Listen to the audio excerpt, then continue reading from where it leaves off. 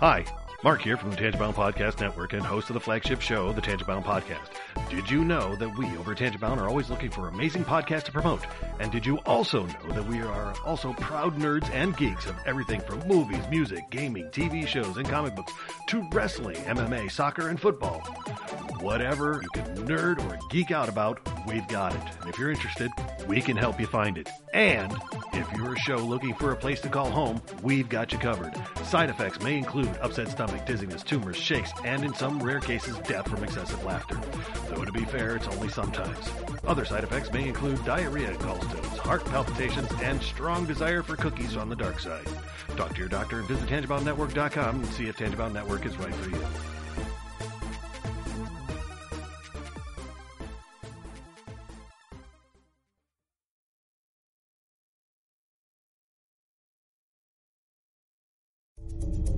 This is a Danger Entertainment podcast. DangerEntertainment.net. Danger Entertainment Podcast Network.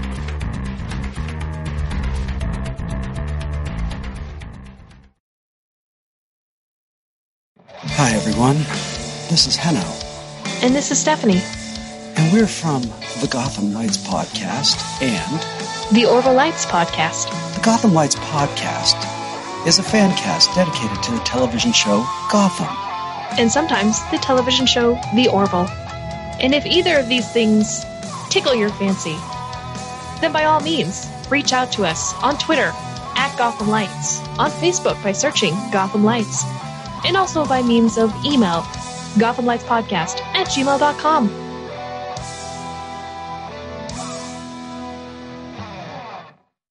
We're not doctors, therapists, trained professionals of any kind, so if you feel you do need help, please reach out and get the help you need. We have a whole list of things on our files page over on Facebook at facebook.com/crazylifepodcast, and or just search on the internet for the suicide prevention hotline number, or go to NAMI.org, or whatever resource you can find. But just please reach out for help if you need it. If you feel as though you're going to harm yourself or others, definitely reach out. And try not to be alone. Also, if you feel that way and you realize that you're writing a note or making plans of how you would do, like harm yourself or others, definitely reach out. That's a huge red flag. And lastly, please do not replace the idea of therapy with listening to this show. Again, if you need help, please reach out and get the help that you need, or contact us. We can try to help you find the help that you need. A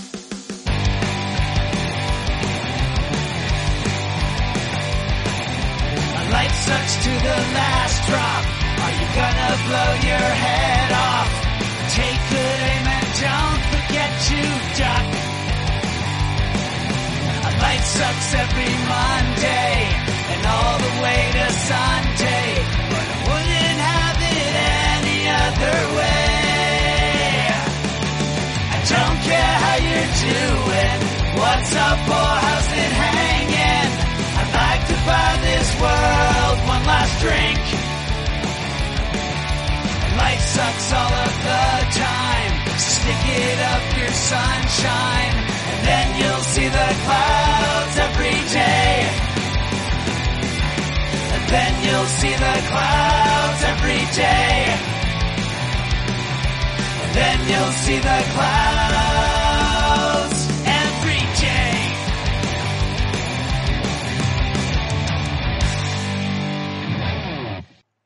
Welcome to the Crazy Life, everybody. My name is Jen. I am your hostess for the evening. And with me, as always, well, as most of the time, we have my co-host Brian and Henno. Hey, guys. Yo. Hey. How's it going? Okay. So I've been watching a lot of Phineas and Ferb, and one of the characters comes into the room, and whenever she walks into the room, she's like, "What you doing? What you doing?" Yeah, that's right. Yeah. So, What you I was doing? inspired. Yeah. Oh, boy. All right, who's going to start us Well, off? no. What do you mean, who's going to start us off? Who? Yeah, exactly. Why are you even asking? Jeez. I mean, first of all, we have to say belated happy birthday to Henno. Absolutely.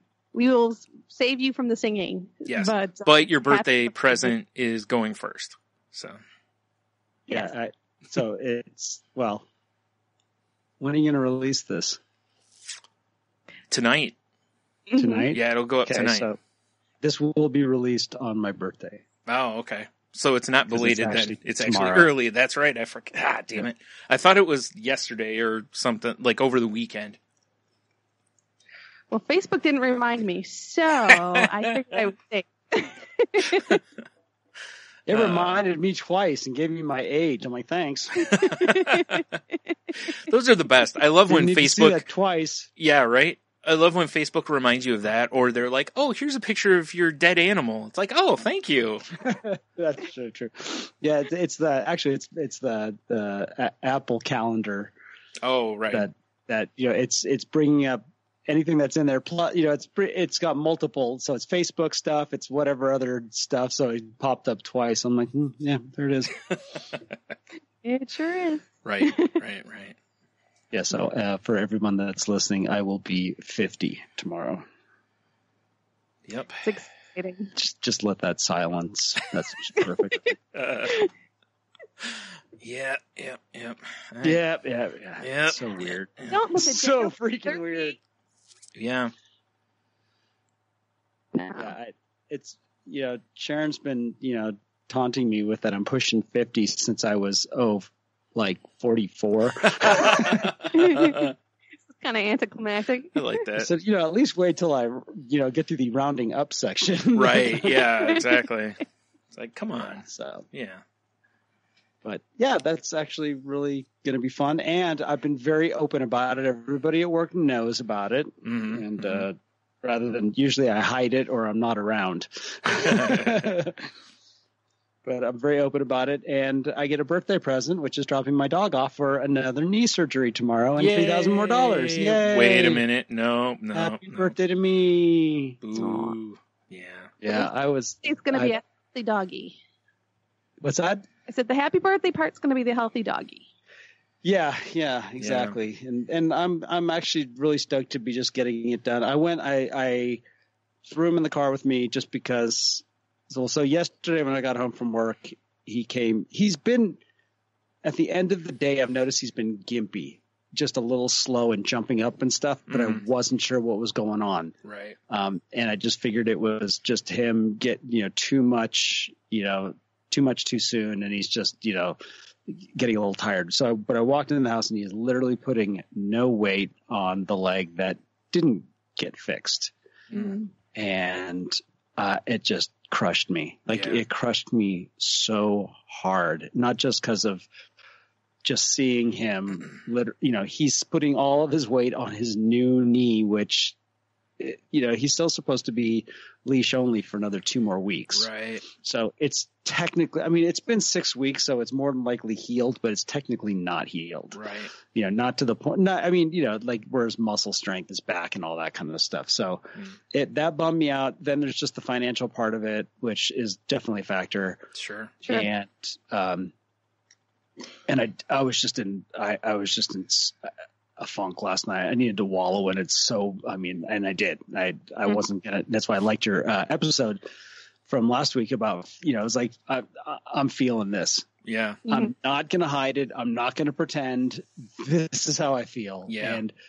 But it was good because it just like when getting sick and tired of being sick and tired, hitting your bottom, that kind of thing. There typically ends up being resolve with it. Where the true change happens. And I walked right over to my recording computer desk, and I just took a screwdriver and started unscrewing stuff and packing it into boxes and getting everything weighed and ready to go to list on eBay.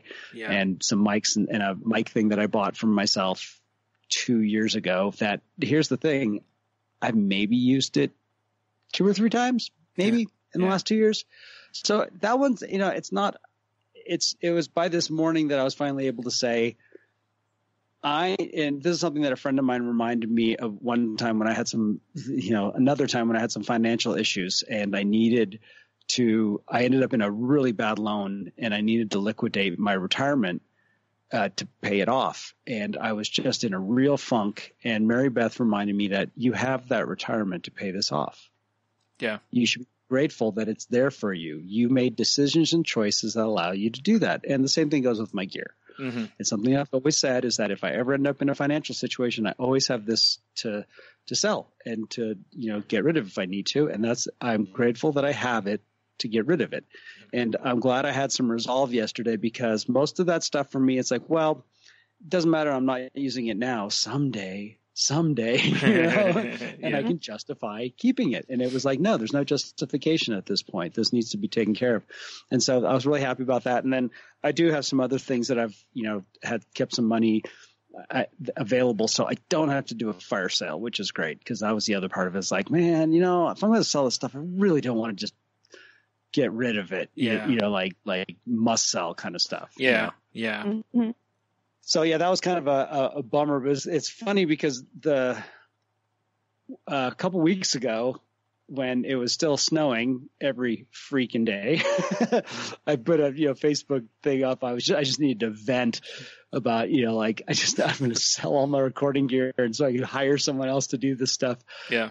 My favorite one was the day after, when you said something like you're going to sell all your stuff so you could buy a dry pair of shoes. Yeah. It's like, wow, that told me exactly where you're at, That's beyond fed up with it for sure. Yeah, so there's a video I posted on my Facebook page that I love. It's a dude shoveling and then just getting so frustrated he starts slamming the shovel and kicking the snow and kicking the shovel and blah blah blah, and I'm like, yep, been there. I bet. I've literally done that. Not like at that level. It was more about like my snowblower suddenly something breaking and me like throwing a shovel across the driveway. Right. As one does. Yeah. As one does. But I did. So that's the bummer stuff. And the good part about it is, just like you said, Jen, in 2 more months, I will have a dog with 2, fixed knees. Mm-hmm. That it won't happen again. It's not like he could, it's everyone that says they've had it done. Their dogs have been great forever, for as long as they remained alive. And it's like, okay. And, we'll have summers, which is why I have, like there was one point last night, I'm like, if it was a cat, it'd be time to move on. Yeah. Mm-hmm. I'll get another cat. But, because I love cats have always been my primary animal my whole life. Mm. But dogs are different. I go on walks with my buddy, you know, and so yeah. But what I would have talked about if that didn't happen yesterday was my week. Why you haven't heard me on here was I went back to California for a week and had one of the most amazing experiences that I've had going home. That I've been pretty much every year going in. Either I've been to Michigan twice. I've been to Pittsburgh. I've been to New York. I'll visiting someone to podcast, somebody that I know. I didn't do that this year. I got to see my cousins, who I haven't seen in forever. And again, if you go to my Facebook page, I don't think it's public, but anyhow, send me a friend request if you want to see it, or I'll put it public. But it's literally all the cousins. It's me and my sister, Helia Hakey, and then my nephews, and then Helia's son, Mart, their second cousins, and then my mom and dad. And it's something that, it'll never happen again. Yeah. This is probably like the last time that they'll see my dad alive. And that's just a fact, just circumstances and all that. But it was absolutely magical. We had the first day when I arrived, everyone was at my parents' house, just kind of hanging out. And then that night, we went over to my sister and brother-in-law's house, and it was just the cousins. My parents weren't there, so it was nice. It changes the conversation. Mm-hmm. And then had just some other hangouts. And then I also got to have one, like Sunday night. It was just me, my mom, and dad sitting around the dinner table having some, comfort food. Nice. Something that my mom has made my whole life. And just spending some time with them. And then the night before I left, it was just over at my sister and brother-in-law's night. I met some friends, but not a lot. I wasn't running myself ragged trying to see everybody, and I did a lot of nothing. Nice. I'd get up early, but I would, I'd go grab some coffee, and I'd go back into the room, and I would, play video games, read my book, watch some movies. And I did that in the evening too. And I took a lot of naps, and I recovered from the butt kicking of February snows, right. Which was great. It was like I was waking up in the morning without my fingers completely numb. That seems like a good thing. Yeah, right. Yeah, who doesn't want that? Right. So that was just great recuperation, and it really was. It was really special. It was great, really special time. And back home, and actually that kind of been having to like break up ice and stuff in my driveway, but it's back to kind of a normal routine. The sun's out, which is just awesome. And I'll go snowboarding on Friday, and kind of back to enjoying winter for the fun of it. That's definitely much better than the other. Yeah. Well, you also got to, you jumped on Dark Angels and Pretty Freaks while you were out there too. Yeah. Yeah, check that out, because it's I like what you said on you were talking about it, Brian, where I am different because it's me and Neil. Yeah, I totally get it. Yeah, yeah, and Neil's different. As soon as we sit down, it's like it is not. It's really funny. It's like they still take over the podcast and talk and that kind of stuff, but it's not so much. It's wild how Neil was. It was. I always felt like I was being interviewed at times, which is kind of fun. Mm-hmm. But that's just us being who we are, and that was yet one other really special part of my trip was there. I don't know why it felt different, but it did. He's family. Yeah. Mm-hmm. I mean, he and Annalise. Oh, and I got to go get a tour of Skywalker Sound. Oh, yeah, Annalise right. Took my brother-in-law and my nephew. You know why I forgot about it? Because it's not all over social media. Because disclosure or confidentiality. Yeah, right. But a non-disclosure agreement. That was. I mean, I was in geek heaven. Yeah. It was. Brian, it was like you looking at the Van Goghs. Yeah, nice. It was me in sound studios and mixing rooms. And you know what the coolest part of that whole trip was, and I haven't heard many people talk about this. Yeah, all right, so we walked into their main mix room, and it is so state-of-the-art. Mm-hmm. That's unbelievable, just computer screens and all of this, that's amazing, and the sound of the rooms and all it was really cool, and Annalise had her boss tag along, and so I got to ask him a lot of questions that would only matter to me, nobody else. Right. But the best was we didn't get to go into the big Foley studio, but we went into a little one, and so that's where the people have literally shoes across a piece of plywood on the floor, and that's the sound of somebody walking across the floor in a movie. So we walk into this room, and it was like walking into an old Goodwill. Like there was just stuff like the old, when secondhand stores still were kind of crummy stuff, like Salvation Army, like, they always had that back room that just wasn't organized at all. And it was just stuff everywhere. That's what it was like. And that was my favorite space because there was really nice recording equipment that I would love to have at my house. And some of the stuff actually was kind of funny. It's stuff that I do have at my house, but it's just more of it. But the best part was just all the junk, and it looked like junk, but that every single thing could make a neat sound in a movie. Right. And here's the thing is there is nothing different other than a computer versus, right to recording straight to acetate or to tape. It's the same stuff that they used in 1935 when they first started making movies. Which is crazy. That's really cool. Like Foley work is no different. Yeah, it's not like now it's not like it's all generated on computer. Like a lot of music, you can literally just sit at a computer and make music, you know. But with and that they have stuff, libraries of sound. Sure. Yeah.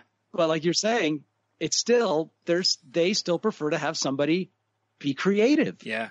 Well, you know, I kind of feel that there's probably just something to it, some richness that has that the computer kind of doesn't, you know, it's a little colder, basically. Kind of like practical effects versus CG.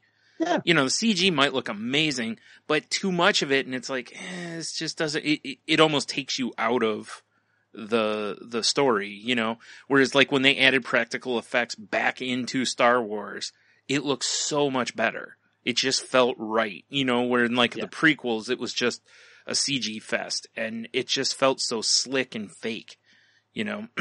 So maybe I don't know. I wonder if there's anything like that to do with it.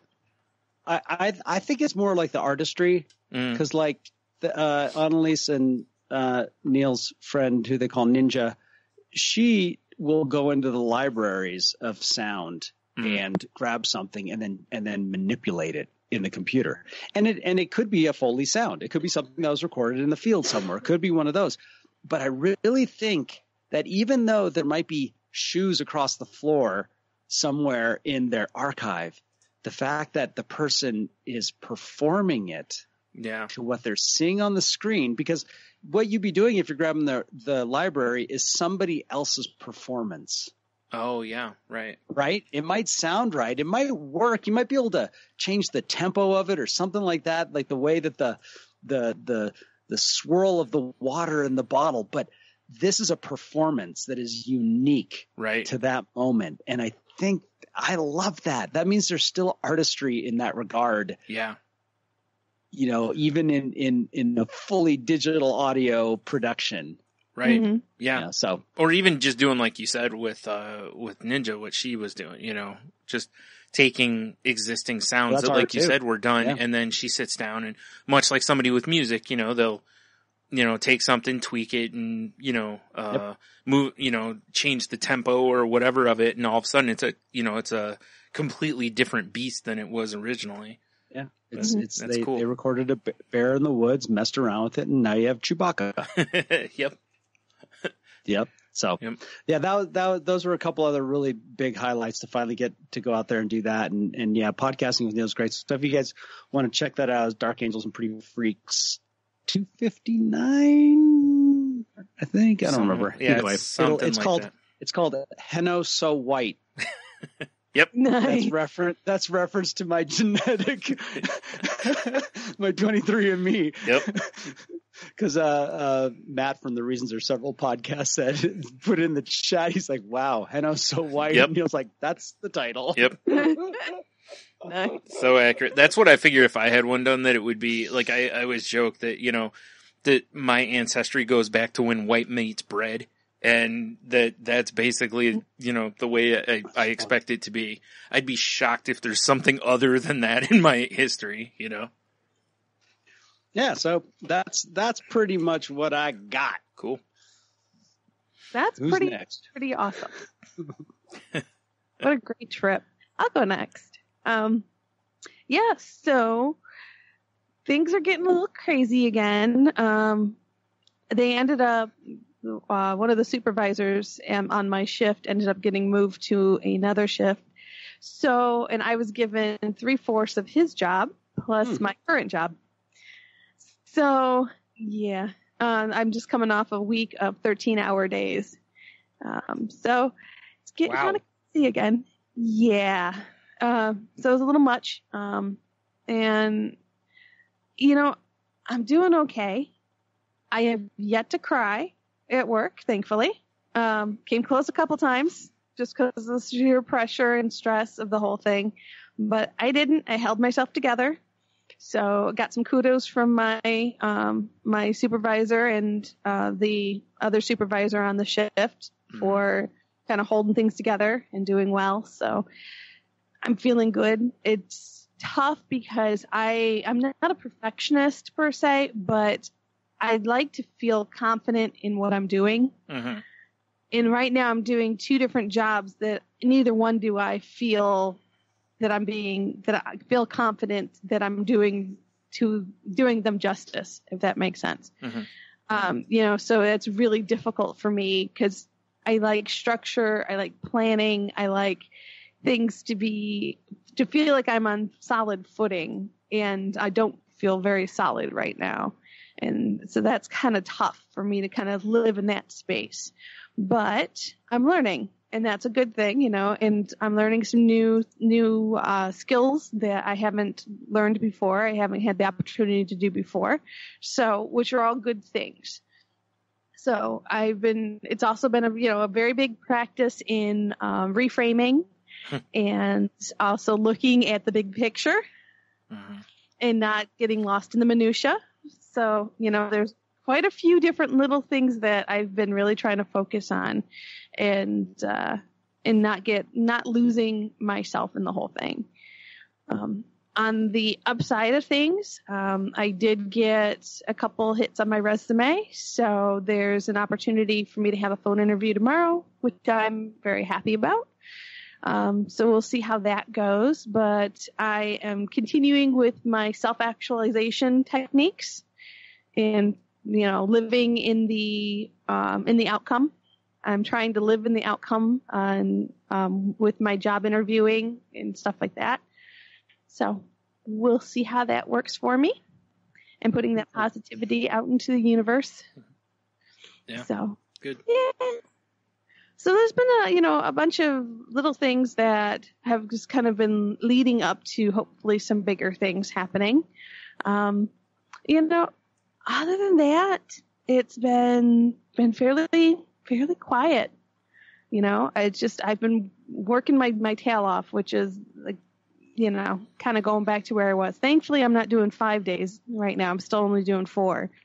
They're just really long 4 days, but still 4. So that gives me 3 days off to recover, which is good. So I got that much. And something I haven't really mentioned on the podcast before now, but I'm actually down 25 pounds since Thanksgiving. Wow. Awesome. Congrats. Thank you. So, and I've just been kind of focusing on choices and just haven't really changed a whole bunch, just kind of focusing on choices and portion sizes and stuff like that. And I'm starting to see the payoff. Good. So, Nice. Excellent. nice and slow. Yep. Well, that's... as much as we want things to go fast, sometimes slow is the best. Yep. You want to last. Yep. Exactly. Yeah. Cool. So that's what I got going on. I don't know. How about you, Brian? I've still been not great. It's today really helped because the weather was a little warmer today, and it was sunny, and I had to go pick up some medicine, so I was out in it. And, it was just nice to look around outside and see things bright, not overcast and stuff. So, it's like we're getting closer to the time of year when the blah part of this section of the country finally gets some light. Cause it really, like I said, from like November to March, we're usually just bleh, so like all this week, well, there's a couple days with rain, but I think all this week, like the weather's supposed to be warmer. Like we're going to be like 70 on Thursday, I think they said. And, there's going to be way more sun, it looks like. So hopefully this will help me quite a bit. I have therapy, this week. So, really looking forward to getting back into there for a couple of reasons. One, to find out what's the future of, whether or not I'm going to be able to continue seeing this therapist or what's going to happen there. But also just because it's just time. I need to go. So, that'll be good, I'm sure.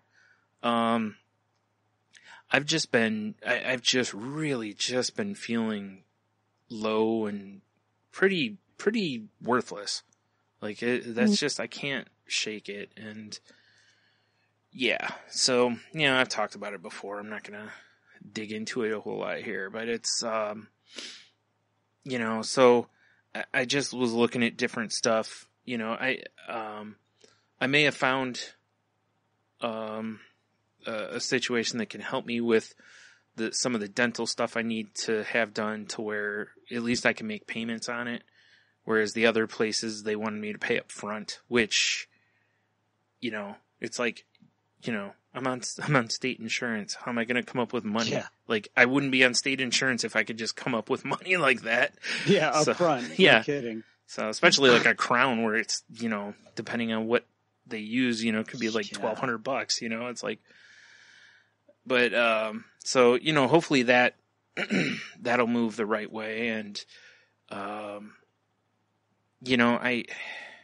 I absolutely, as it's been well documented, I hate asking for help, but I keep feeling that every time I get close to where I want to be, something has been setting me back. And I'm not looking at this from a woe is me or a, only the worst stuff happened. It's just literally what keeps happening is every time I get close to my, being able to do something that's a step the right way financially, there's a misstep, whether it's something I did on purpose, not on purpose to miss that, but you know what I mean? Like something I chose to do that's like, well, but yeah, I've been similar to Heno. I've been trying to sell stuff on eBay, but I have had zero luck lately. And I was sitting there last night, and I've had a few people kind of half jokingly just tell me to put up like a GoFundMe, and I did last night. And it's funny because I sat there once I had the thing typed up, and I was staring at it, like really looking at it going, do I really want to do this? And the first thing that was going through my head was, will other people judge me? Will people, this? And then I was just like, what, this is not a reason to do or not do this. It's like, and, so yeah, I put that up. I'll have the link in the show notes if anybody'd like to, no pressure. I just something to kind of help me. Like I said, in the thing, it's like, just to get back to even. I need this weight off of me, cause it's just weighing me down too much, and I can't seem to get it off of me. So, yeah. So it's really funny because even today, like a couple of times the thought crossed my head of, you should take that down. Like that kind of thing. It's so weird how, I even doubt myself when I'm asking for help.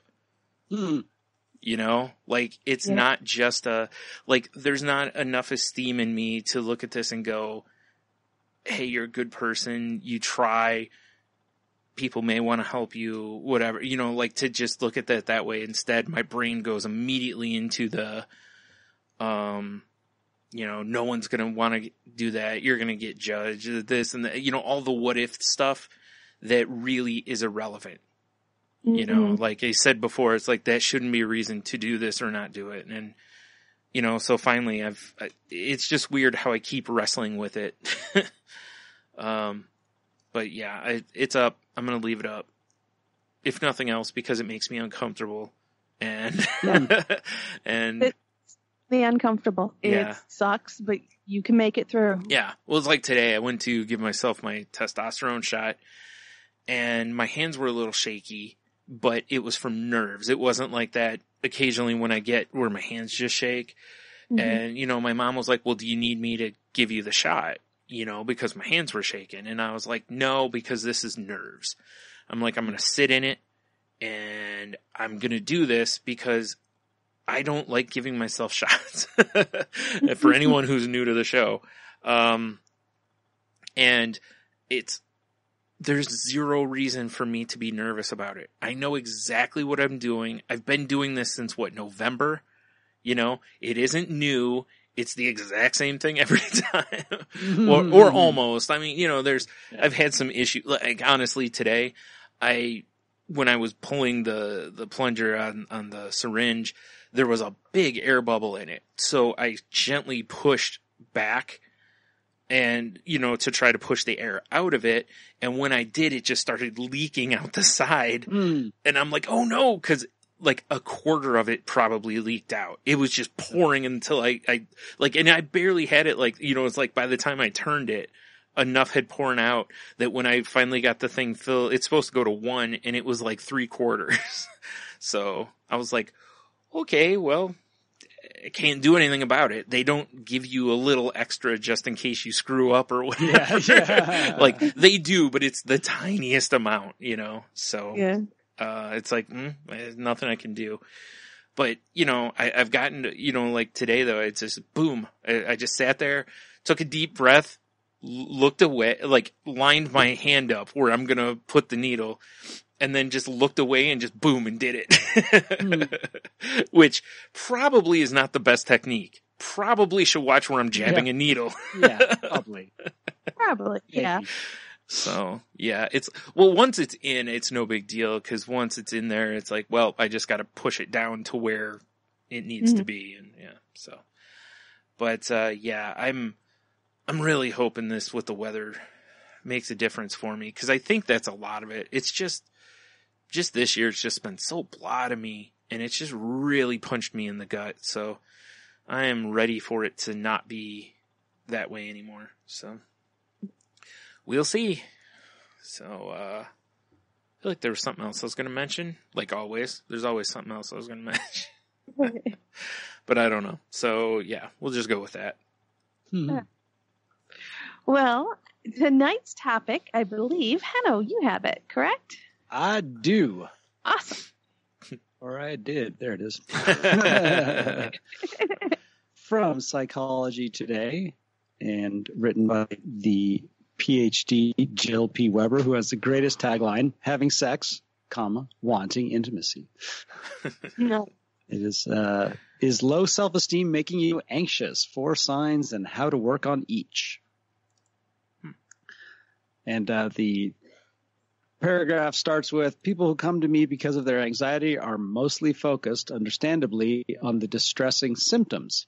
They may feel constantly bombarded by upsetting thoughts and at the mercy of intrusive negative thinking. They may be left ill at ease, jittery, and have difficulty sleeping. Although these symptoms are primarily simply because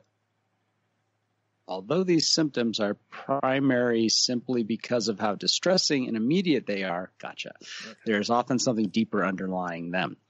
Frequently, the deeper issue is not one of anxiety, but of a self-esteem deficit. Once you improve your sense of yourself, your capacity to manage life and its ups and downs will grow. And we're going to talk about 4 signs that suggest low self-esteem is at the heart of your anxiety and how to work on each. And the first one is getting stuck on rejection. Do you notice that your mind scans for instances of or the possibility of rejection? I never do. Not at all, right? As you talk about a GoFundMe page that nobody is going to want to help you with. Right. This habit can make you feel anxious and worried about being excluded or disliked. Or judged. You may find yourself, sorry, this is a measure of me. Yeah. My value is the dollar amount. Yep. You may find yourself trying to gain acceptance from people who devalue you, and that you de-emphasize the people who care and love you for who you really are. That's an interesting thing, and a major bummer. Yeah. Consider if you may be focused to your detriment on obtaining the unobtainable. As a result, you may go in and out of self-defeating cyclical relationship patterns. This can make you feel anxious, worried, and hypervigilant about your perceived flaws, when what you really need is to focus on is accepting yourself as you are and learning to love that self. Surround yourself with those who love you, not those who have to win. You have to win over. Great tip. Mm-hmm. Something that reminds me of something from back in high school where I really struggled with self-esteem back then. I still do, but it was pretty rough back in the high school. Something I used to tell myself is if I'm nice to everyone, everyone will like me. Yep. If they don't like me, then I'm not being nice enough. Basically, I could win anybody over.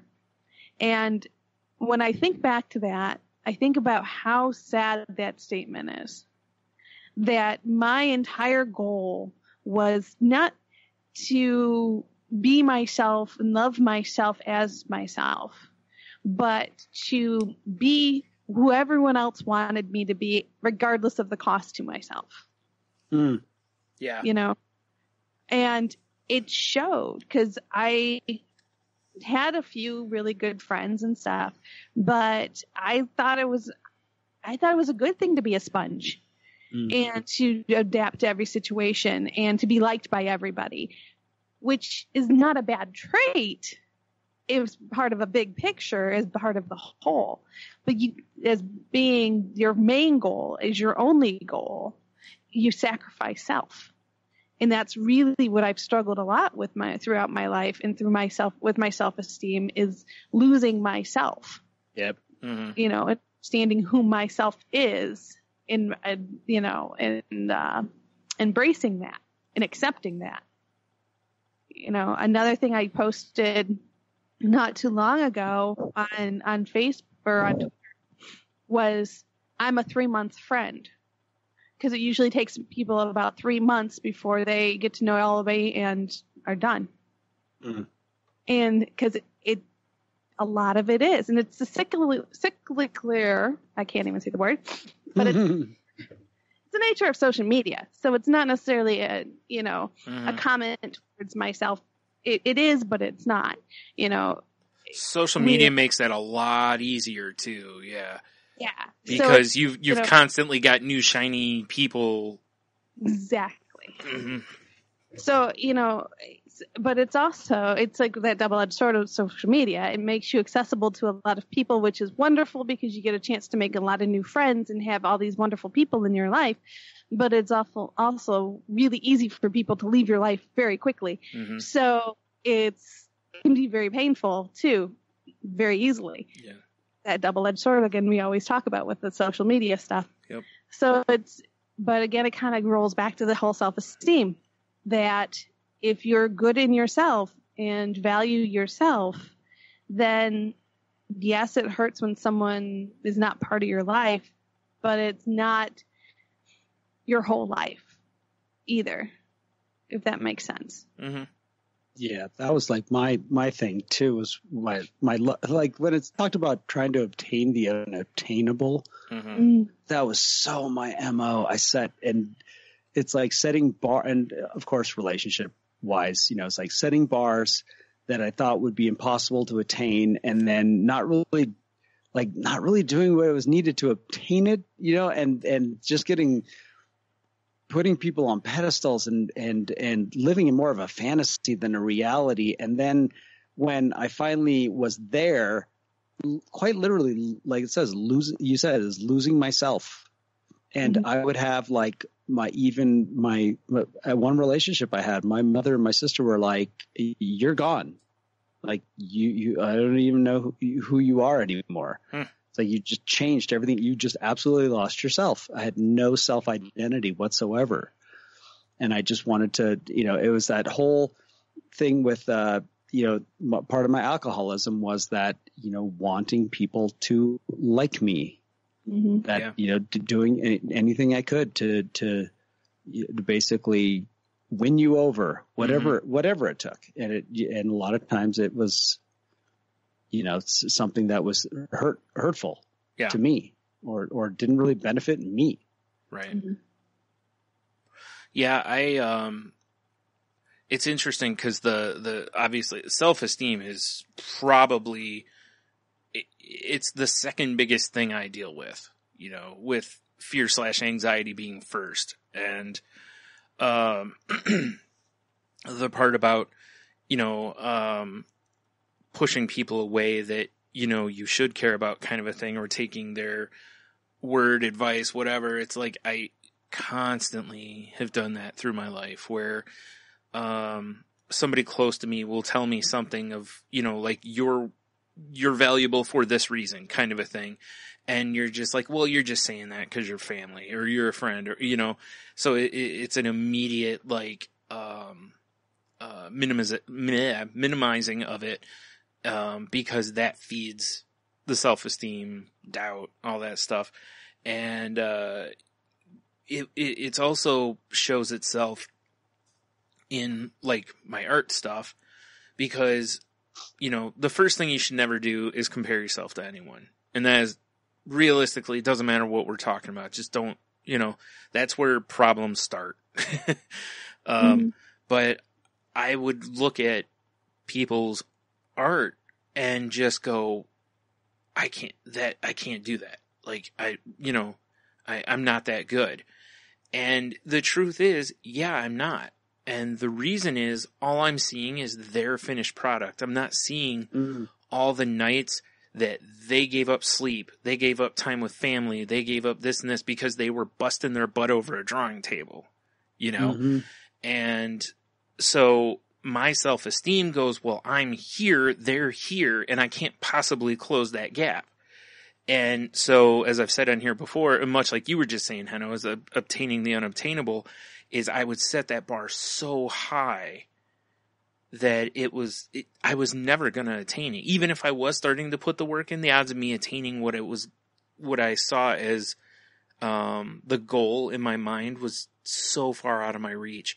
And honestly, looking back at it, I'm pretty sure it was done on purpose.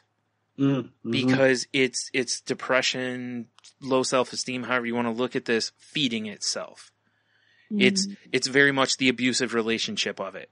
It keeps you under its thumb by basically telling yourself that you're terrible, that you'll never be good enough, that you'll never, you know. And so yeah, that's one of those things with art that, and I know I'm not alone on that. I've read so many people where they've posted stuff like that and kind of had that kind of clarity as well with, well, no, you won't be as good as this person or this person because they've been doing it 20 years. You know, at that level, you haven't put the work in to get to that level, let alone then have 20 years of experience on top of it, you know? So yeah, there are people who are inherently more talented or things just come easier to, but at the same time, there's also those out there that they've just put in work, and that's why they're as good as they are. You know, the technical people, you know, that are really good at, like, you know, in school, it's even that way. You know, there's some people who can sit in a class. I remember when I was taking economics, I sat in there and everything just came easy to me. I had no trouble passing that class. And I had friends in there that were they were busting their, like, reading everything, going through, trying to, you know, rereading the chapters like 3-4 times, and it just wasn't there. And meanwhile, I'm just like, I'll review it right before the test, basically, and then just breeze through the test, you know. And yeah, there's going to always be people like that, but you can't, you know, it's apples to oranges. Even though you think it's not, it is. Because that's not you. You're not built that way. So don't compare yourself to somebody. And like you said in here before too, Henno, it's comparing outsides. Your insides to other people's outsides. Yep. And like I said, you don't know what kind of work, what sacrifices they've made. You know, there's all these things that go into being good at whatever it is you do. Music, you know, because I'm sure at some point in your music playing, you've probably looked at someone that plays guitar or something and you're like, I'm never going to be that good. Right? Yeah. It's you know, it's the worst part, I think, is where you wish it's when you're looking at someone's outside, you're wishing for the element of them that you want, right? You have like no idea what torture that person goes through on a daily basis to have what they have. Yeah. But you don't know. You just see that's the worst part about that whole, you know, we have no idea, you know, this is why it comes all the way back to that whole, when we're shocked that someone commits suicide. That they seem to have it all and all that stuff, but they could be just as easily looking at you, going, "I wish I had that. I wish I had that exactly." Yeah, because you don't have that self-hatred that they carry, you know, or pain or whatever. Yeah, exactly. Yeah, that's a perfect example of it. Mm-hmm. Yeah. Let's see. Number 2 is not taking chances. Are you reluctant to take on new interests, work endeavors, and friendships? Yes. Low self-esteem usually means you're afraid to take risks and do novel activities that would likely increase your positive sense of self. This means you miss out on fun and excitement and even achievement, but you stay safe, although often depressed, in your comfort zone. Over time, the prospect of expanding your comfort zone makes you more and more anxious and even panicky. Anxiety can stop you from taking risks and doing the exact things that are going to help you to believe in yourself. You have to put the anxiety to the side and recognize that taking those risks is exactly what you need. I think welcome to my life. Well, I was just going to say, I think if again, that whole idea of, me being on the outside looking in, I think I see both of you have taken lots of chances. I think if we were to rack up wins over the last couple of years. Yeah. Yeah. I mean, really, it's hard to see it. It's hard for us to see it in ourselves, but I guarantee the people on the outside are looking and going, and I personally see it, and I think people listen, have heard it. Yeah. There's large elements. You know what it is what it comes down to is if there's, just for random number sake, if there's 10 different pieces of, what, like your chances in life, like you have 10 different ones and I'm taking 2 now, whereas I used to take 1 or 0. But in my head, I see the 8 that I haven't tried. Mm-hmm. Yeah, yep. And that's what ends up happening is like, like for me, like driving and different stuff, there's massive goals or things that I just won't take the risk on type of stuff. That's the stuff that I end up beating myself up over. Not the fact that, again, I keep going back to it, but, when we were in Chicago, I went in knowing that there was going to be a massive crowd in that museum. And I knew I was going to be so uncomfortable. And I was. Then I wasn't. And that was the thing. Had I not taken that swing, which I almost didn't do, but had I avoided that, I would have never had that great experience. And that moment of clarity too, because it was really weird. Because I think I said it while we were in there, didn't I? Oh yeah. Yeah, that's what I thought. Yeah, so I was really aware of what was going on. So that's a really tough situation, because it really is the nature of the beast, of low self-esteem or confidence, however you want to word it, is to look at the losses, not the wins. I say no, I can't do that a lot more often than I should, and bipolar helps in some ways, because when I get manic, I lose my inhibitions. So those turn into stresses a lot easier. Yes. Which, in some cases is a good thing, because, it causes me to take more chances than I normally would, which in good ways and in bad, there's reasons why I have to keep things under control. But that being said, one of my manic periods, I signed up and did crew for a local theater company, and it was an amazing experience. I never ever would have done that before, because I would convince myself I didn't have the time or the energy, and I wouldn't be able to fit it in. And I would fact, myself up it. I can attest that you did do those things. Like you did, because I remember you mentioning it at one time, and then I asked you if you were going in the follow up to it, and your answers were basically what you just said. Well, I don't have time and this and this, and it was excuses, looking back, but whatever. Yeah. But you're right. And now again, with the, the privilege of hindsight, we can look back at that and go, yeah, that was during a manic time that you signed up for it. luckily it was, that's why I said, luckily for you, a lot of the stuff that you did when experiencing mania turned out to be beneficial. Whether it's cleaning the whole house head to toe or, stuff like that, there was positives to it, but, still we, of course, don't. Can't go unleashed.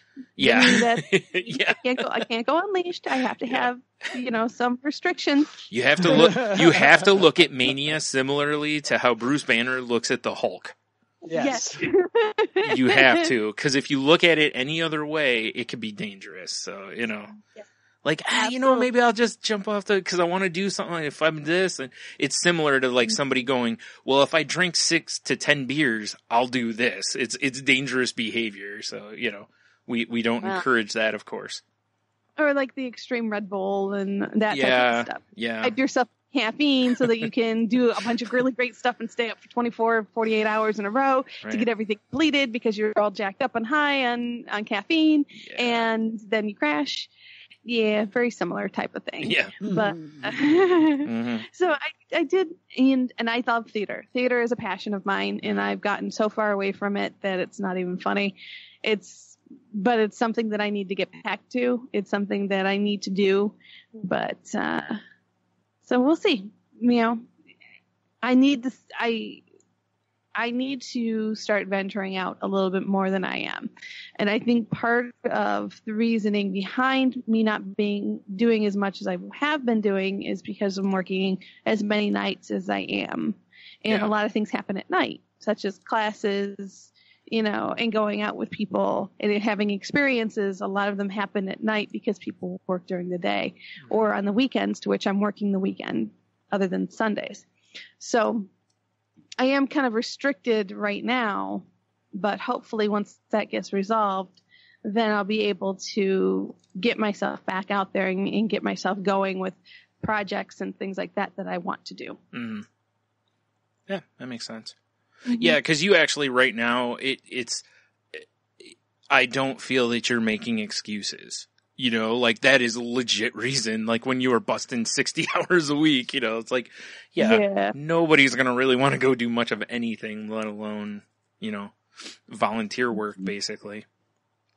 So, right. And I don't mean volunteer work as in helping people. I just mean that working crew is a volunteer situation. You don't get paid for it. So. Yeah. And so there's things I'm going to do. And I just need to put plans in place to make it happen. Yeah. Well, good. Mm-hmm. So moving on to number 3, we have perfectionism. That's new to all of us. Yeah. Yeah. I don't know what you're talking about. Yeah. Let's find out. Do you emphasize what's wrong with you and your life and de-emphasize what's going well? Feeling as if there's always a problem can make you anxious and leave you with a sense of constantly needing to fix things. Once you get all your wrongs fixed, another wrong comes along and you go into fix-it mode all over again. Your time would be better spent considering that the nature of life is change. The idea that you should or could have all your ducks in a row at all times is a delusion. Working to accept this frees up your reserves. Take that new energy and concentrate on taking on endeavors that bring you real happiness and meaning. I think I kind of even just mentioned that earlier in my in the beginning of the show, that I was very uncomfortable because I was not doing either one of my jobs to my standards. I'm not living up to my expectations of myself and what I know I can do. So, a lot of anxiety it's a lot of anxiety on my shoulders because I feel like I'm failing at both. Yeah. I know I'm not because things are getting done. The plant's not shutting down and everything's working out. It's not perfect. I've left some messes for the next shift that I didn't feel good about leaving. But on the flip side, I got the job done, and that's something. That's something that I need to start being a little bit more probably proud of, that I'm getting it done and I'm getting it accomplished. Yeah. Well, again, it was like I was saying a little bit ago. It's, you know, you're not looking at, you know, not looking at the wins. You know, you're Right. focusing on what you didn't get done versus what you did get done, you know, which is amazing, isn't it? That you literally could have a to-do list, get 3/4 of it done, and all you're going to think of is how you didn't get that other quarter done. Like, you're not going to focus on the fact that you got 3/4 done, you know, and 75% completion is pretty good, you know, it's passing. Yeah. Yes, absolutely. Like, yeah, and I think Brian and I relate a lot to the perfectionism as a more of a putting things off because we can't do it the right way. Yep. Yeah, like I've said how many times about, like, I'd look at something and go, well, if I can't get it perfect, I won't even start it. Like, it's not even worth my effort. Yeah, exactly. Why bother? Yeah. Which is not a good thing to do, people. If you hadn't or even starting something and just being instantly critical of it. Yeah. Without even giving it some time and letting it just right off the bat, just immediately attacking it. And also with the perfectionism, the other thing I've done, and I've caught myself doing, is attacking it ahead of time. To basically set myself up so it's okay to not finish something. You know, like before you start it, you start it, you know, it's similar to what like a lawyer would do, where they discredit the witness, basically. Oh, yeah. Then by the time the witness is really trying to give their testimony, everyone's got all that doubt in their mind. That's basically what it is. It's that kind of a move. You know, self-sabotage. It's exactly it. That's all it is. Yeah. It's amazing after a while, though, how you do it and you don't even realize you're doing it. You know, you just get so far into it that you don't even realize that you're deliberately setting yourself up to fail. Like, you know, which is horrible. You know, like, you know, we would never willingly do that, you know, or knowingly, I should say, not willingly, knowingly do that, you know. 'Cause, you know, when we do stuff, we generally want to succeed at it. But, you know, with this kind of stuff, it's basically all you want to succeed at is failing, you know? That way it can keep telling you that, you know, you stink and whatever. I think it's a kind of good analogy for just overall self-esteem is that I can get so hyper-focused on one individual component, one tiny little element, and therefore not move forward, when if I just allow process to happen and step back and see the bigger picture, that the whole is actually worthwhile. That everything together works just fine, and quit hyper-focusing on one small part. Yeah. That most other people don't even care or notice. Yeah, the stuff that keeps us up all night, but most people, they don't even think it. Once they walk out the door of work, it's, I'll deal with it tomorrow. You know, like, you know. It's same thing with a line on the page. Yeah. A brush stroke, a harmony in a song, whatever it is that you do for, you know, joy in art, and, you know, that you can hyper focus on that one little part when the whole of it is actually amazing. Yeah. And it is interesting too, because from listening to different podcasts with musicians, you know, like Song Exploder and that, where they break down the songs, it's really interesting how it's still the creative process, you know, and it's like in art, you know, one of the things that's the hardest thing to figure out is when you're done. Because sometimes, most of the time, it's like, well, I could push the value here a little more, or I could this, and at some point you have to go, no, it's done, like, and walk away. We've talked a long time ago, especially about, what was it? Process, not perfection, or completion, not, I forgot how it was worded. What is it that you have the thing like right in front of you, don't you? Yeah, it's finished is better than perfect. That's what I was looking for. Yeah. And sometimes that's just true. You know, I saw people, and I've seen people with art to where they just keep working on something, and then at some point you tip the scale. And same with a song. A perfect example is like that I've heard other people use this example is Fleetwood Mac Rumors, and then compare it to Fleetwood Mac, their next album. Lindsey Buckingham went crazy with his engineering and basically made a not great album, instead of just leaving it alone and letting the song speak like on Rumors. So, it's that kind of thing. You can overwork stuff and work it right into no good or less. We can do it with ourselves too. Yep, exactly. Yeah, true. Yep. So our last one is internal focus. Do you replay upsets from the past or ruminate about future possible mistakes? Internally reliving what you did wrong or imagining what you may or may not mess up in the future creates anxiety. Instead of being stuck in your head, refocus on the present moment. Every time you notice your thoughts plowing down those same old unfulfilling paths, pull yourself back to the present. Predicting and replaying negativity will not prevent you from experiencing setbacks, heartbreak in the judgment or criticism of others. It's okay to let go and just be. The more you believe in yourself, your abilities, and your capacity to manage whatever comes your way, the less anxiety you will face and the better you will feel about yourself. That's one of my, I work on this. This is what I've worked on more than anything else in my recovery is, and I'm never going to get rid of it, but I can get through it faster.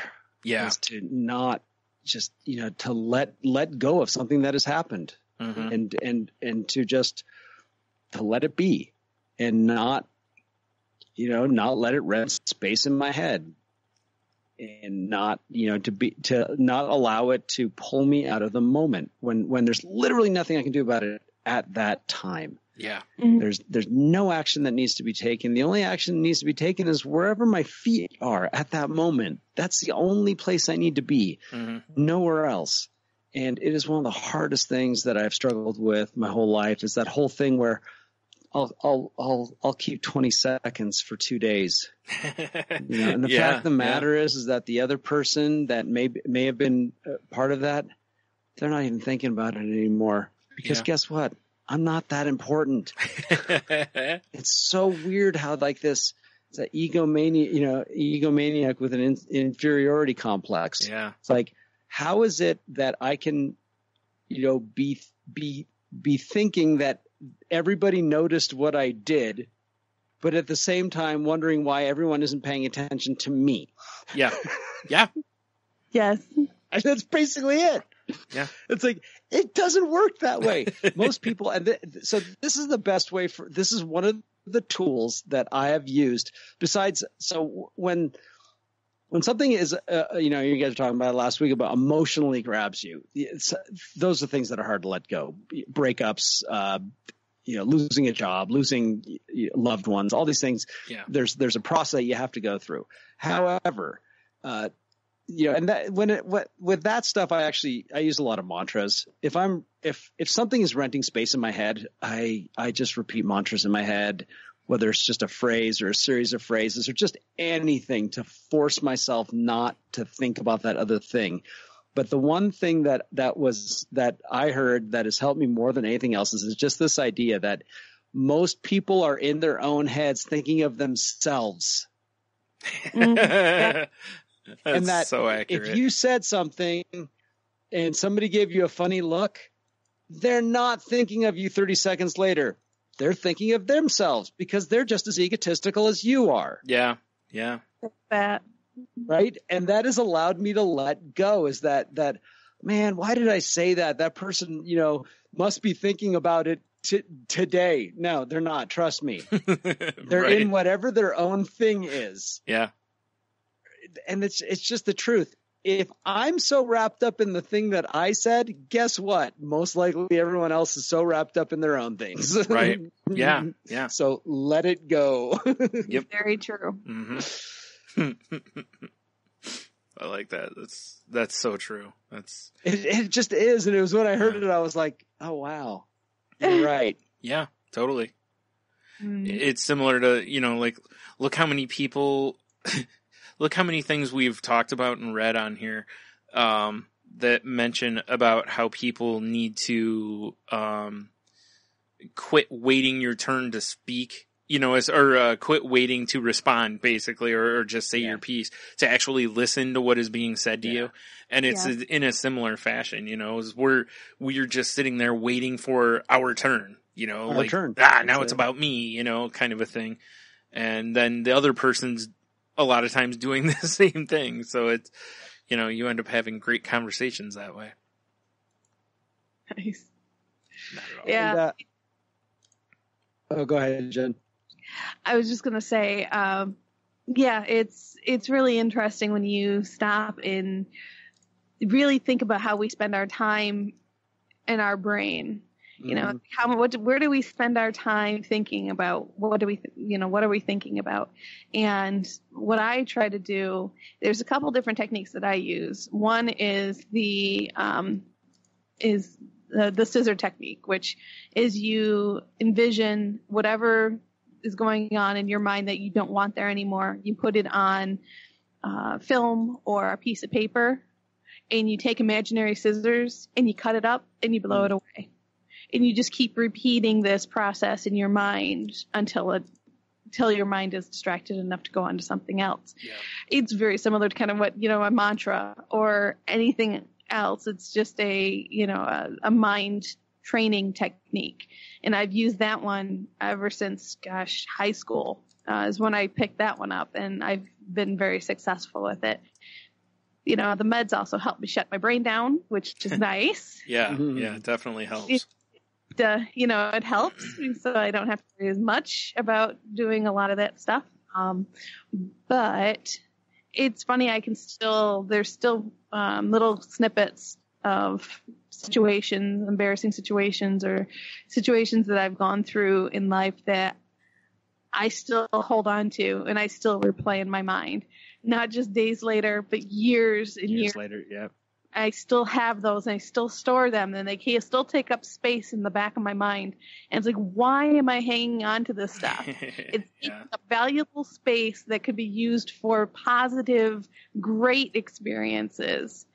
And those are being pushed out because I want to hold on to these negative, situations that do nothing but tear myself down. It's like, really? That's the choices I want to make? Yep.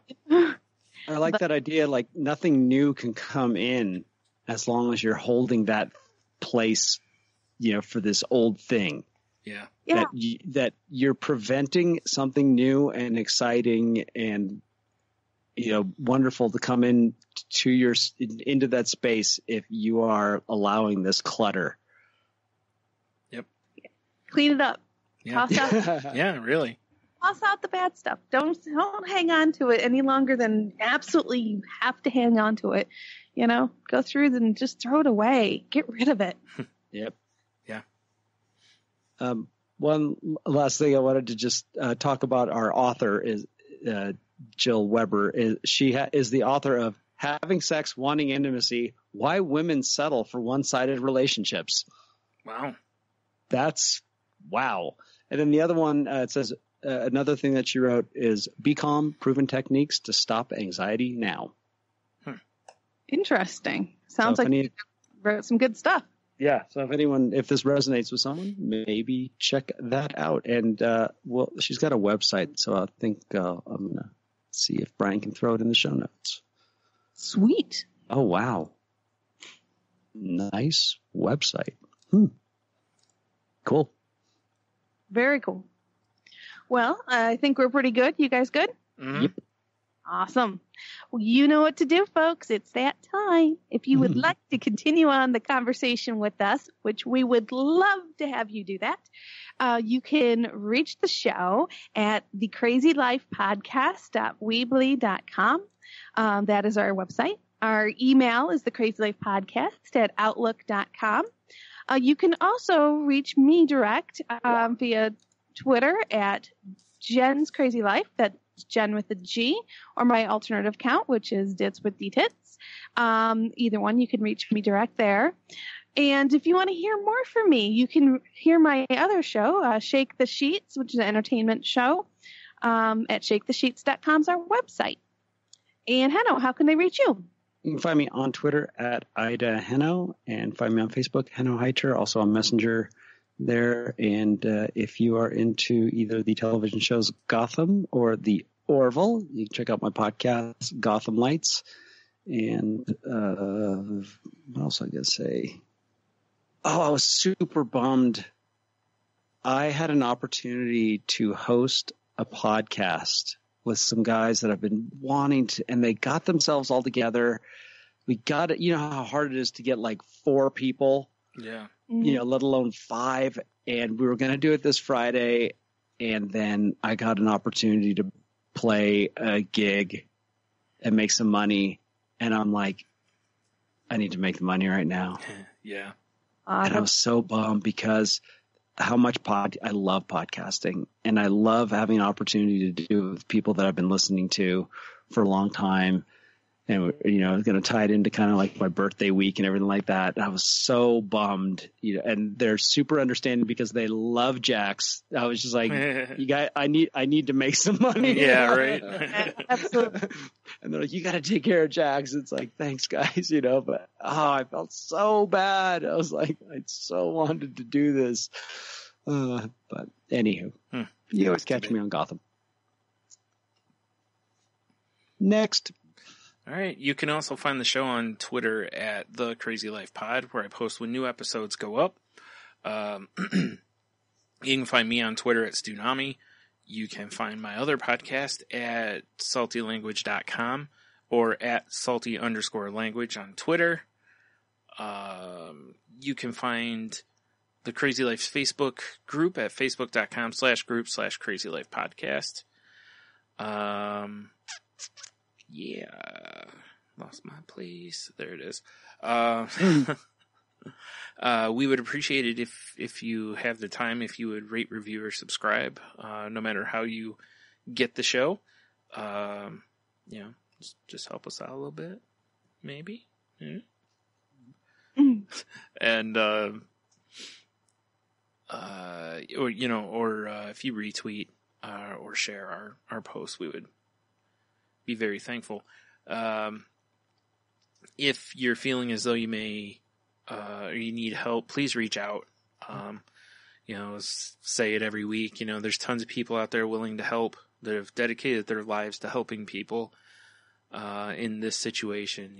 So make sure if you're feeling in a bad way, take advantage of these crisis lines that are on, that you can find. The suicide prevention hotline number. There's a bunch of different stuff. There's, forums, there's, groups on Reddit or different sites, there's just stuff all over the place. So please, talk to somebody if you need help. And then also, reach out to your friends, make sure they're doing all right. And, especially if they're dealing with something. Make sure that they're doing okay. And, as we've said before, don't always let them get away with, I'm fine, because I'm fine is a mask a lot of times. Don't be a jerk. Don't push too hard though, but, maybe push a little bit. So yeah, that's, and then, let's just be good to others. And ourselves, just whenever you have the opportunity, just be nice or whatever it is, that you need to do at the time, but just try to be kind. Choices. Yep. Absolutely. And I wanted to leave us with a little something. There's a song called Sing by the Carpenters, which in and of itself is a vintage 70s good song, solid song. But one of the lyrics always stayed with me, and I actually have some of it tattooed on my ankle at this time, which is sing a song. It doesn't matter if it's good enough for anyone else to hear. Just sing a song. So go out there, folks, and sing your songs.